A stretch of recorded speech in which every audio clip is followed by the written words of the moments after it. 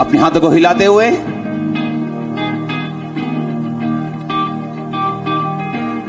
आज का वचन मेरे लिए हो, मांगो परमेश्वर से।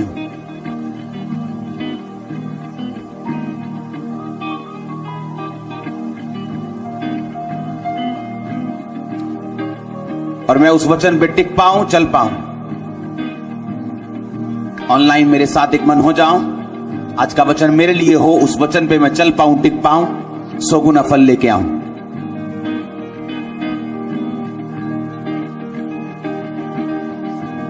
हर एक जन क्वायर, हर एक जन प्रार्थना में जाऊं, होली स्पिरिट इस वचन के द्वारा आपको छुए।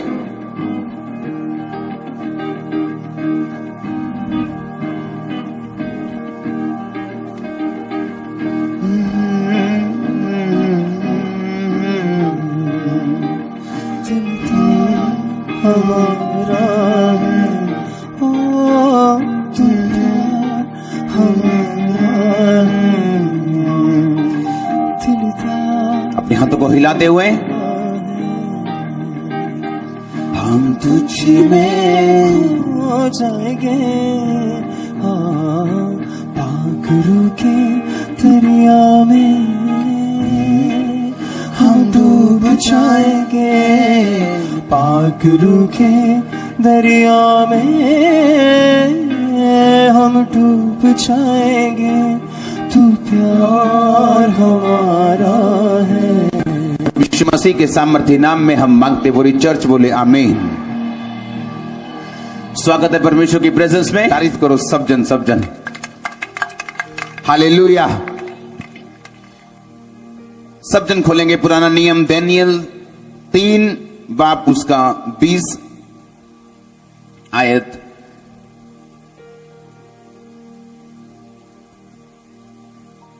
उसकी 1 से लेके 19 तक आप घर पढ़ेंगे और 20 से लेके 27 तक मैं पढ़ूंगा। ये तब का जिक्र है जब बाइबल कहती है शद्रक, मेशक और अबेदनगो को आग की भट्टी में डालने वाले थे। क्यों? क्योंकि बाइबल कहती है कि नबूकदनेस्सर राजा ने अधिपतियों, हाकिमों, गवर्नरों, जजों, खजांचियों, न्यायियों, शास्त्रियों आदि प्रांत प्रांत के सब अधिकारियों को बुलवा भेजा कि वे उस मूर्ति की प्रतिष्ठा में आए जो उसने खड़ी करवाई थी। नबूकदनेस्सर राजा ने सोने की एक मूर्ति बनवाई जिसकी ऊंचाई 60 हाथ, ऊंचाई 6 हाथ, जिसकी ऊंचाई 60 हाथ, चौड़ाई 6 हाथ, और उसने उसको बेबीलोन के प्रांत के दूरा नामक मैदान में खड़ा करवाया। और जब उस राजा ने उस मूर्ति को खड़ा करवाया तो उसने सभी अधिपतियों, गवर्नरों, हाकिमों, जजों, खजांचियों, न्यायियों, शास्त्रियों सबको बुलावा भेजा कि उस मूर्ति की प्रतिष्ठा में आए जो उसने खड़ी करवाई। और बाइबल कहती, ढिंडोरिये ने ऊंचे शब्द से पूरे देश में पुकार कर कहा, हे देश देश और जाति जाति के लोगों, भिन्न भिन्न भाषा के बोलने वालों, तुमको आज ये आज्ञा सुनाई जाती है कि जब तुम नरसिंगे, बांसुली, वीणा, सारंगी, सितार, शहनाई आदि सब प्रकार के बाजों का शब्द सुनो तो उसी समय गिरकर नबूकदनेस्सर राजा की खड़ी कराई हुई मूर्ति को दंडवत करो। जो कोई दंडवत ना करेगा वह उसी घड़ी धधकते हुए भट्टे के बीच में डाल दिया जाएगा। और बाइबल कहती, 3 जन शद्रक, मेशक, अबेदनगो, उन्होंने मूर्ति के सामने दंडवत करने के लिए मना कर दिया क्योंकि बाइबल कहती वो यहोवा को मानने वाले थे। 20 आयत में लिखा, फिर जब उन्होंने मना कर दिया राजा की मूर्ति को दंडवत करने के लिए, क्योंकि वो तीनों लोग जो थे शद्रक, मेशक और अबेदनगो, ये दानियेल की संगति में रहते थे और इन्हें मालूम था परमेश्वर के वचन का, और इन्होंने झुकने से मना कर दिया। और बाइबल कहती है इनको आग में डालने की तैयारी कर दी गई। और लिखा, सेना को बुलाकर शद्रक, मेशक, अबेदनगो को बांधकर उन्हें ढटकते हुए भट्टे में डालने की आज्ञा दी गई। तब वे पुरुष अपने मोजों यानी अपनी जुराबों समेत, अंगरखों, बागों यानी जो ऊपर बागे डालते थे पुराने लोग, वस्त्रों सहित बांधकर उस धधकते हुए आग के भट्टे में डाल दिए गए। वह भट्टा तो राजा की दृढ़ आज्ञा होने के कारण अत्यंत धधकाया गया था। इस कारण जिन पुरुषों ने शद्रक, मेशक और अबेदनगो को उठाया था वो आग की आंच से जलकर मर गए, जिन्होंने उसको भट्टे में डालने की कोशिश की और भट्टे में डाल दिया। जब उन तीनों को भट्टे में डाल दिया, उसी धधकते हुए भट्टे के बीच ये तीनों पुरुष शद्रक, मेशक और अबेदनगो बंधे हुए फेंक दिए गए। तब नबूकदनेस्सर राजा बड़ा हैरान हुआ और घबरा कर उठ खड़ा हुआ और अपने मंत्रियों से पूछने लगा, क्या मैंने उस आग के बीच में 3 ही पुरुष बंधे हुए नहीं डलवाए? उस राजा को उत्तर दिया, हाँ राजा, बात तो यही है। फिर उसने कहा, मैं देखता हूं कि 4 पुरुष आग के बीच में खुले हुए टहल रहे हैं और उनको कुछ भी हानि नहीं पहुंची, और चौथे पुरुष का स्वरूप ईश्वर के पुत्र के सदृश है। फिर नबूकदनेस्सर उस धधकते हुए भट्टे के द्वार के पास जाकर कहने लगा, हे शद्रक, मेशक, अबेदनगो, हे परमेश्वर, परम प्रधान परमेश्वर के दासों, निकल कर यहां आओ। ये सुनकर शद्रक, मेशक और अबेदनगो आग के बीच से निकल आए। तब अधिपति, हाकिम, गवर्नर, राजा के मंत्रियों ने जो इकट्ठे हुए थे उन पुरुषों की ओर देखा, तब उनकी देह में आग का कुछ भी प्रभाव नहीं पाया और उनके सिर का एक भी बाल नहीं झुलसा, ना उनके मोजे कुछ बिगड़े, ना उनमें जलने की कुछ गंध पाई गई। पूरी चर्च बोले आमीन। बाइबल कहती जब उनको बंधे हुए फेंका गया, तो जब उनको बाहर निकाला गया, उनकी जुराबें तक, उनके बागे तक, उनके बाल तक, एक भी जगह पे जलने की स्मेल तक नहीं थी। वो इस तरह से अपने भट्टे से बाहर आए थे। बाइबल कहती कि जब आप परीक्षाओं में पढ़ते हैं, क्योंकि धर्मी का परीक्षा में पढ़ना तय है, बाइबल कहती धर्मी विपत्तियों में, बहुत सी विपत्तियों में पड़ता है, पर परमेश्वर उसको निकाल लेता है। लेकिन धर्मी 7 बार भी गिरकर फिर खड़ा होता है। आपको यह बात समझनी है कि इस वर्ल्ड में आपको परीक्षाओं का सामना करना पड़ेगा। इसलिए पौलुस ने कहा, ऐसी कोई परीक्षा नहीं जो मनुष्य के सहने से बाहर हो, जिसमें परमेश्वर उसको डालेगा, वरन वो परीक्षा के साथ तुम्हारा उपाय करेगा, निकास करेगा कि तुम उस परीक्षा को सहकर उस परीक्षा से बाहर आ सको। ये परमेश्वर की मर्जी है। आप परीक्षा में तो होकर गुजरेंगे, लेकिन जब आप परीक्षा से बाहर आएंगे, आपके अंदर, आपके शरीर पे, आपकी लाइफ पे उस परीक्षा की एक निशानी भी आपकी लाइफ में नहीं रहने वाली, जो परमेश्वर का वचन आज आपके लिए है। हालेलुया। मैंने कहा जो परमेश्वर का वचन आपके लिए वो ये है कि इस परीक्षा में जब आप निकलेंगे, इस परीक्षा से आपके जीवन में उस परीक्षा की एक भी गंध नहीं होगी, एक भी निशान नहीं होगा। आप इतने साफ और इतने ऊंचाई से और इतनी ताकत से उस परीक्षा के बीच से निकलने वाले हो। अगर आमीन ऊंचा, ये आशीष आपकी है चर्च। पौलुस ने कहा परमेश्वर तुम्हें परीक्षा में पढ़ने देगा, पर वो परीक्षा तुम्हारे पाप के कारण नहीं होगी। वो परीक्षा जो परमेश्वर में चलने से, सताव के कारण या और कारणों से आती है। आप एक बात को ध्यान से सुनो। लिखा जब उनको निकाला गया तो उनके मोसे तक जले नहीं थे, उनके बागे तक जले नहीं थे, उनमें कोई भी गंध तक नहीं थी, किसी भी जलने की, एक बाल भी उनका झुलसा नहीं था। अगर आज आप शाम को इस प्रभु की हुजूरी में मौजूद हैं, अपनी परीक्षाओं से आप बिना एक गंध के निकलने वाले चर्च, और प्रभु आपको अनुग्रह देगा आज की मीटिंग में निकलने के लिए। आप जब निकल के बाहर आएंगे, मैंने कहा आप सक्सेसफुली बाहर आएंगे, एक भी प्रॉब्लम हुए बिना। आपके लाइफ में एक भी निशान नहीं होगा कि आप इस परीक्षा में पड़े थे। वो इस तरह से आपको बाहर लेके आने वाला है। आमीन। जितना लंबा और ऊंचा ब्लेसिंग उतनी लंबी और ऊंची है। हालेलुया। आपको ये बात समझनी है, परीक्षा में पढ़ना कोई बुरी बात नहीं जब परमेश्वर आपको परीक्षा में निकाले या आपको परखे, पर उस परीक्षा में गिर जाना और परमेश्वर की ओर से ध्यान हटा लेना, यह बुरी बात है। अगर आप एक ऐसे व्यक्ति हैं जो अपने सर्कमस्टेंसेस से समझौता कर लेते हैं और परमेश्वर से हट जाते हैं, तो शैतान सारी उम्र आपके सर्कमस्टेंसेस, आपकी लाइव्स कभी सही नहीं होने देगा। उसे मालूम है कि इस बंदे को थोड़ी सी प्रॉब्लम अगर और लंबी चली तो ये परमेश्वर से हटेगा, इसका ध्यान हटेगा, इसकी मसीही लाइफ कमजोर होगी। इसलिए उसने प्रभु यीशु मसीह को क्या बोला था कि इन पत्थरों को बोल ये क्या बन जाएं, रोटियां। क्योंकि उस समय यीशु मसीह को क्या जरूरत थी? सबसे ज्यादा रोटियों की। पैसों की जरूरत नहीं थी, कारों की जरूरत नहीं थी, घोड़ों की जरूरत नहीं थी, रोटियों की जरूरत थी, क्योंकि परमेश्वर को भूख लगी हुई थी। आपकी सबसे बड़ी जरूरत शैतान जानते हैं। आपके सर्कमस्टेंसेस को वो इस तरह से बना के रखते हैं कि आप कहीं ना कहीं गलती करें। और मैं परमेश्वर का दास होने के नाते आपकी लाइफ पर उस ग्रेस को कि आप इस परीक्षा से बाहर निकल पाए जो आपकी लाइफ के ऊपर है। और जब आप परीक्षा से निकलें आप एक विनर कहलाएंगे अगर आमीन हो चाहिए आशीष आपकी। उन्होंने कहा कि वो पुरुष अपने मोजों अंगरखों बागों वस्त्रों समेत उस धधकते हुए आग के भट्टे में डाल दिए गए थे। हालेलुया।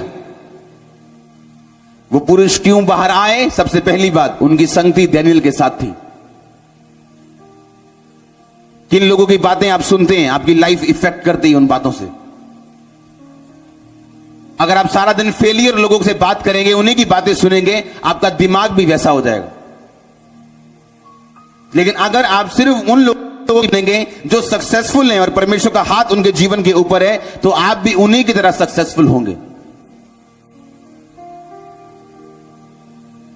अगर अपनी लाइफ में किसी चीज का थैंक्स करना, तो वो अच्छी संगतियों के लिए करना जो आपको परमेश्वर दे रहा है। क्या बोला मैंने?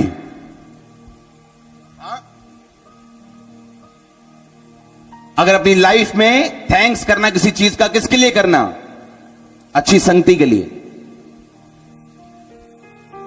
दानियेल की वजह से वो अपनी परीक्षा से बाहर आए बिना एक जुराब का एक अंग जले। मैं आपके ऊपर डिक्लेयर करता हूं, बाहर आ रहे हैं आप, अपनी परीक्षाओं से बाहर आ रहे, अगर आमीन ऊंचे है। जब लोग आपको देखेंगे वो भूल जाएंगे आप बीमार थे, आप भी भूल जाएंगे आप गरीब थे या बीमार थे। और आमीन, जितना लंबा ब्लेसिंग उतनी लंबी और ऊंची। हालेलुया। आपको अपने स्थान पे खड़े रहना है। आमीन। उन्होंने कहा कोई भी परिस्थिति हो, हमारा सर्कमस्टेंसेस कुछ भी हो, हमारा विश्वास और हमारा स्टैंड कभी बदलेगा नहीं। मैं आज भी जानता हूं हर एक फेलियर के पीछे एक जेन्युइन स्टोरी है। हर फेलियर के पीछे एक जेन्युइन स्टोरी है जो अच्छी लगती है सुनने में और सच्ची लगती है। हालेलुया। हर फेलियर के पीछे एक जेन्युइन स्टोरी है। और अगर आप स्टोरियों पे विश्वास करते हैं या सर्कमस्टेंसेस के आगे आप घुटने टेकते हैं, तो आप विनर नहीं कहला सकते।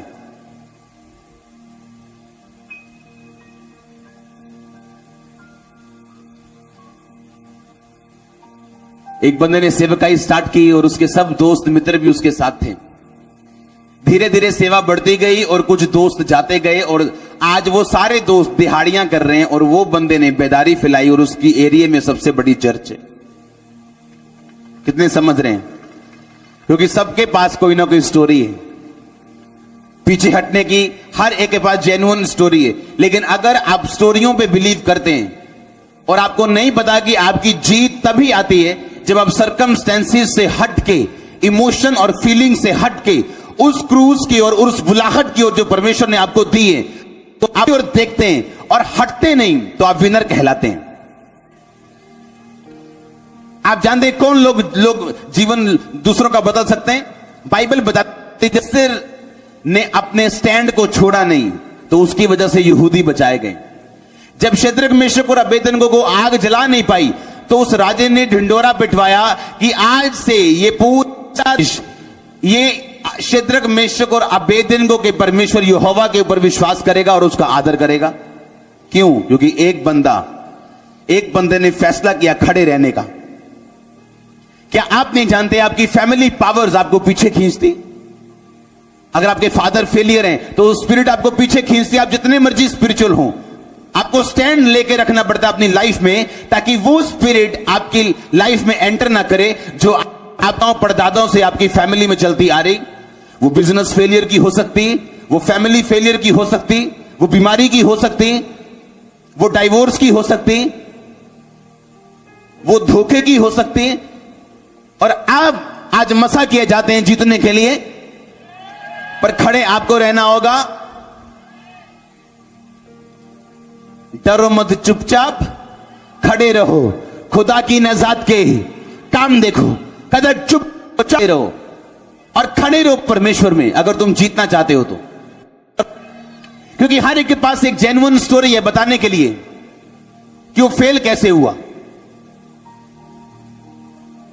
पर आपकी ये सारी स्टोरीज फेल हो जाएं जो फेलियर की हैं। और जो पास होने वाली स्टोरी वही आपके लाइफ में काम करे यीशु मसीह के नाम में। अगर आमीन ऊंचा हालेलुया, जोर से बोलो हालेलुया।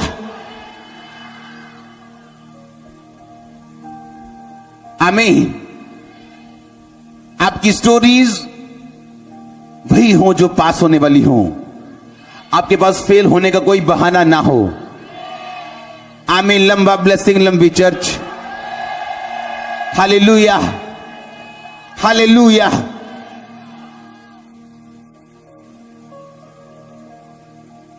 आपको फतह पानी है सरकमस्टेंसेस, अपनी परिस्थितियों के ऊपर। अगर आप उसके आगे की जीत देखना चाहते हो तो अपने कंफर्ट जोन में रह के आप जीत नहीं सकते, ना ही आप उस फतह को, उस सफलता को हासिल कर सकते हो जो आपके लिए रखी। बताओ एक भी ओलंपिक विनर, गोल्ड मेडलिस्ट जिसने कहा हो मैं बड़ा रिलैक्स रह के मैंने जीता है, वो आपको अपनी अपनी स्टोरीज बताएगा। मैं सुबह उठता था 5 बजे, 3 बजे, पहले मैं बस पकड़ता था, फिर मैं ऐसे करता था, मेरा कोच ये नहीं खाने देता था, ये नहीं खाने देता था, मैं पार्टी में नहीं जाता था, फोन यूज नहीं करता था, मैंने इतने साल ये किया, ये तपस्या की, ये मैं बॉडी की तपस्या। आमीन। हाँ या ना? तो उसकी स्टोरी के पीछे एक अलग आपको नजर आता है कि हाँ वाकई इसने मेहनत की। आप जब अपनी परीक्षाओं से बाहर आएंगे, आप भी पहचान नहीं पाएंगे कि आपको ये प्रॉब्लम थी। ऐसा बाइबल कहती है। बाइबल कहती तू अपने दुख को उस पानी के समान भूल जाएगा जो बह गया हो। तेरे को अपना दुख याद नहीं रहेगा अगर तू परमेश्वर पे भरोसा रखे और उसकी आज्ञाओं को ना तोड़े और उस पे अड़ा रहे तो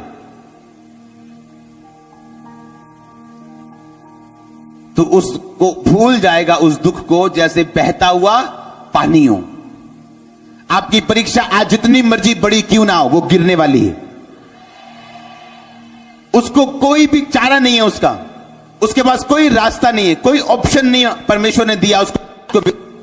अगर आप अपने स्टैंड पे खड़े रहे तो उसके पास कोई ऑप्शन नहीं है। आपके दुख के पास कोई ऑप्शन नहीं है गिरने के अलावा, अगर आप खड़े रहे तो। हालेलुया। लेकिन आपके पास वो स्टोरीज नहीं होनी चाहिए जो फेलियर लोगों के पास होती। एक डैनियल की संगति की वजह से उनको स्टैंड लेना आता था अपनी लाइफ में।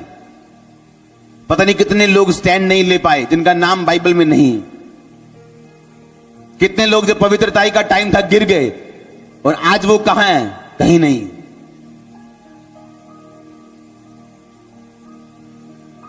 क्योंकि शैतान इसीलिए आया कि आपको गिराए, आपको फ्रस्ट्रेट करे, आपको फिर वही फैमिली स्पिरिट में बांध के रखे जहां से आप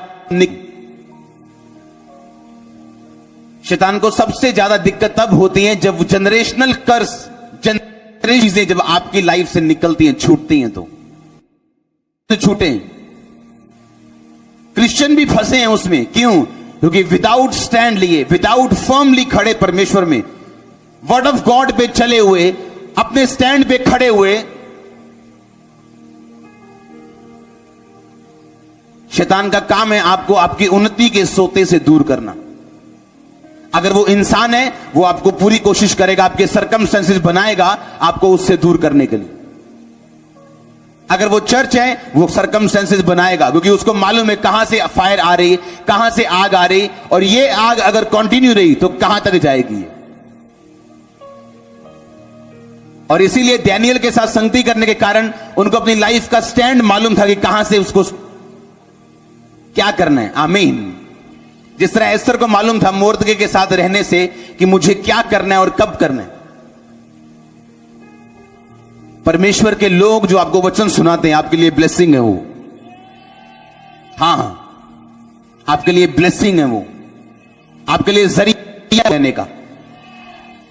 और आप खड़े रहेंगे, टेबल का प्लेच हो, शैतान की योजना आपके परिवार से खत्म हो। ऑनलाइन यहां पे यीशु मसीह के नाम में मैंने कहा डेविल की प्लानिंग्स नाश हो। आपकी लाइफ, फैमिली से, आपके कैरियर से, आपके जीवन से, फाइनेंस से। आमीन। ऊंचा ब्लेसिंग ऊंची चर्च। हालेलुया।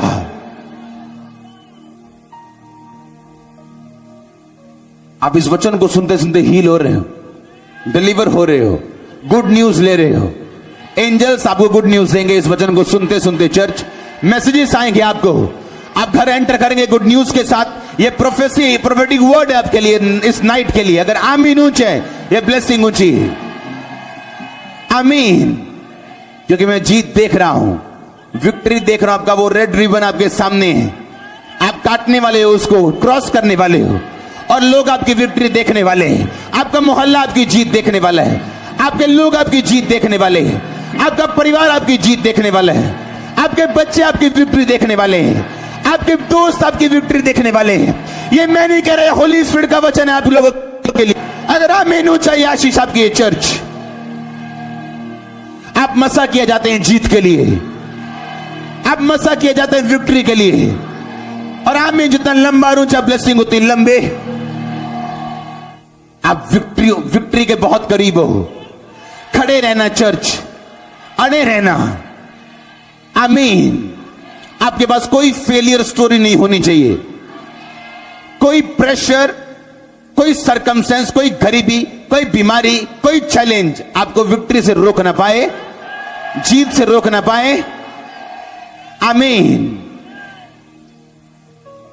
मेरे ऊपर सबसे बड़ा प्रेशर मेरे रिश्तेदारों का होता था, जिन रिश्तेदारों का मेरे फैमिली के ऊपर बड़ा प्रभाव था। बोलते थे ये क्या हो गया, क्या कर दिया अपने बच्चे को तुमने, धर्म बदलने वाला बना दिया तुमने, हाथों से निकल गया तुम्हारे, ये पछताएगा एक दिन, पछता के वापिस आएगा। आज अगर वो 70 बार टाइम मांगे 5 मिनट मिलने का, तो मेरे पास होता नहीं, जेन्युइनली नहीं होता। वो सुनते भी हैं इसको ऑनलाइन, उनको मालूम है बात मैं बार बार कहता हूं, फिर भी वो मिलना चाहते हैं। आमीन। अगर आप खड़े रहे तो आप ब्लेस हो। बाइबल इतनी आसान है, परमेश्वर की लाइन कई बार इतनी आसान लगती, जब आपको इसमें चलना आ जाता तो आसान लगती। पहले पहले मुश्किल लगती, पहले संकरा रास्ता लगता है। ये नहीं खाना, लंगर नहीं खाना, प्रसाद नहीं खाना है, ये नहीं करना, वो नहीं करना। आपको लगता है क्या फंस गया मैं तो। पर धीरे धीरे धीरे आपको जब रिजल्ट आने लगता है, आपको जब मजा आने लगता है, जब परमेश्वर अपने रंग दिखाने शुरू करते हैं, हां, जब वो उसका आत्मा जब आपको गाइड करना शुरू करता है कुछ सालों के बाद, जब आप 1 साल 2 साल और 3 साल और 4 साल से ऊपर आते हैं, 7 साल आते हैं, वो तब आपकी लाइफ, आपको मजा आने लगता है परमेश्वर में। क्योंकि आपका रिजल्ट बोलने वाला रिजल्ट होता है। आपका रिजल्ट बोलता है, उसके होंठ लगे हैं। ओह, मैंने कहा आपका रिजल्ट बोलता है, पता है, उसको होंठ लगे आपके रिजल्ट को। आमीन। और आपको चलना आता है परमेश्वर में। आप खड़े रहना सीखते हैं, फिर चलना सीखते हैं, फिर दौड़ना सीखते हैं। आपको मालूम होता है आपने अपने इमोशंस पे काबू रखना है। अपने जो लोगों का प्रेशर है उस पे नहीं आना, जो शैतान का प्रेशर है उसमें नहीं आना, जो फ्रस्ट्रेशन है उससे अलग रहना है। अपनी विल, अपनी इच्छा प्रभु ये करे उसको साइड पे रखना है, क्योंकि परमेश्वर मेरे लिए बेटर जानता है जो वो मेरी लाइफ में करना चाहता है। आपका अगर 3 साल का बच्चा आपके पास आके बोले मुझे ये बनना है, तो आप बोलोगे मेरे को ज्यादा पता है, चुप कर। अगर वो बोले मुझे ये करना है, आप बोलोगे चुप कर, मेरे को ज्यादा पता तेरा क्या करना है तूने। बाइबल कहती परमेश्वर जानते हैं तुम्हें क्या चाहिए, कितना चाहिए, कब चाहिए। आज के लिए जितना होगा वो सप्लाई देगा आपको।